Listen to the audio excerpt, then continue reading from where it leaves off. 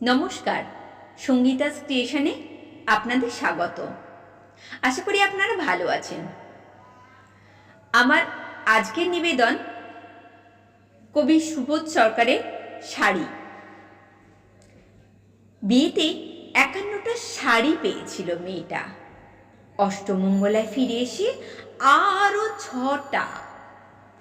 এত শাড়ি একসঙ্গে সে জীবনে দেখেনি। আলমারির প্রথম থাকে সে রাখল সব নীল শাড়িদের। হালকা নীল একটাকে জড়িয়ে ধরে বলল, তুই আমার আকাশ।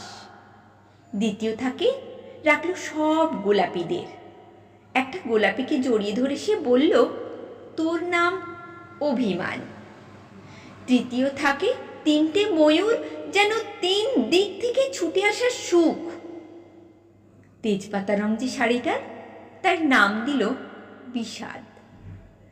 সারা বছর সে শুধু শাড়ি উপহার পেল। এত শাড়ি সে কি করে এক জীবনে পরবে? কিন্তু বছর যেতে না যেতেই ঘটে গেল সেই ঘটনাটা। সন্ধ্যের মুখে মেয়েটি বেরিয়েছিল স্বামীর সঙ্গে চাইনিজ খেতে। কাপড়ে মুখ বাঁধা 3জন ছেলে এসে দাঁড়ালো। স্বামীর তলপেটে ঢুকে গেল 12 ইঞ্চি ওপর থেকে নিচে, নিচে নেমে ডান দিকে, যাকে বলে এল। পড়ে রইল খাবার। চিলি ফিশ থেকে তখনও ধোঁয়া উঠছে। এর নাম রাজনীতি, বলেছিল পাড়ার লোকেরা। বিয়েতে 51টা শাড়ি পেয়েছিল মেয়েটা। অষ্টমঙ্গলায় ফিরে এসে আরও 6টা।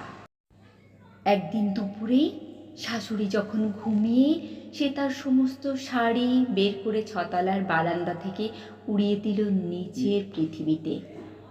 শাশুড়ি পরিয়ে দিয়েছেন তাকে সাদা থান।